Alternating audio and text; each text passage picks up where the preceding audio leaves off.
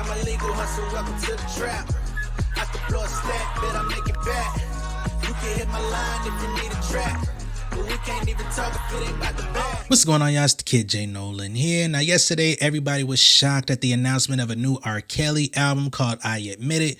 You know what I'm saying? I know I was shocked when I seen people talking about it. I'm like, what the hell? How this nigga putting out music from behind bars? Like, what we doing? Y'all recording him over the jail phone? Like, what's really going down? I even seen people going so far as to say that the album sounded amazing, said it sounded great. Folks was like, hey, y'all can do what y'all want, but I'm finna listen to this new R. Kelly, which I was extremely confused and disappointed about in my own space, but you know, whatever. Now, a day later, R. Kelly has released an official statement saying that he has absolutely 0% involvement with this new project, all right? He's saying that people are impersonating him. It's not authorized. He says apparently somebody done faked an album called I Admit It and put it out there as if it was me putting it out. And I'm not putting out any albums. I haven't put out any albums. I'm not even interested in putting out any albums because my only focus is the appeal and everything else. But it seems like somebody want this album out to mess with the appeal, because why would I put out an album called I Admit It?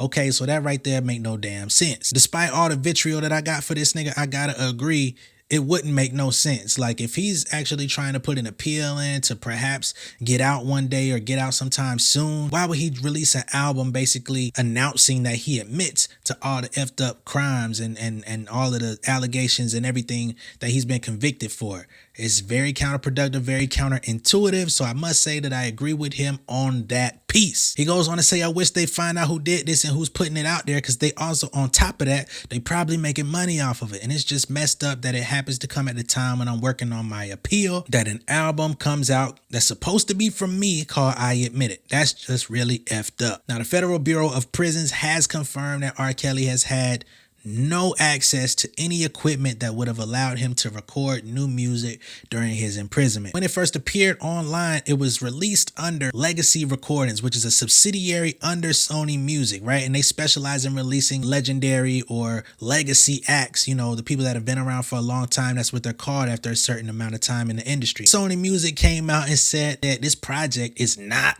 under any of their labels or subsidiaries. They have no connection to this new album, so much so that it was deleted and taken down from all platforms, or at least the major ones, including Apple Music, Spotify, and YouTube. Criminal defense attorney Jennifer Bongine says that she was working with R. Kelly's entertainment attorneys and others on his team to determine who has access to his music, stating that they've identified a small group of potential culprits. Now, what I don't understand is this man just came out and said that's not his voice, but now y'all are investigating who had access to his music. So at some point, y'all got to come clean on what this is, because for anybody who's old enough to remember, R. Kelly used to say that wasn't him in that videotape, right?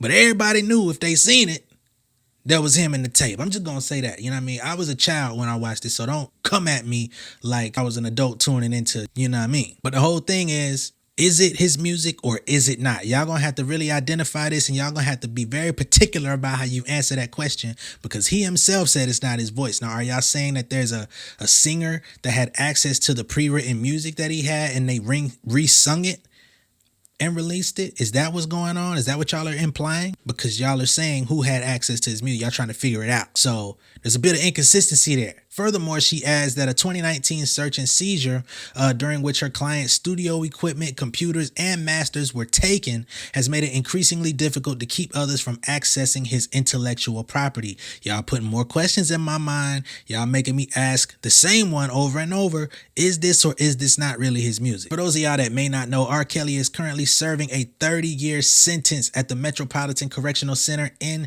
Chicago after being found guilty by a federal court on 1 account of racketeering and 8 counts of violating the Mann Act, which is a law that bars transporting people across state lines for any immoral purpose. That sounds like human trafficking to me. I'm just going to be all the way real.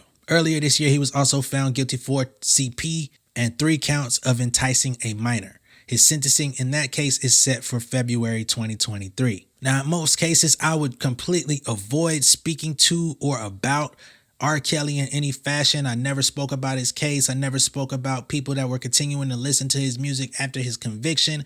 I kind of erased him from my memory for the most part, but I did feel like this was a very ironic situation. It's a big story and it's very perplexing and confusing. So I want to ask the questions that need answers, because some of y'all folks out there jamming to it, stepping in the name of love with that bullshit.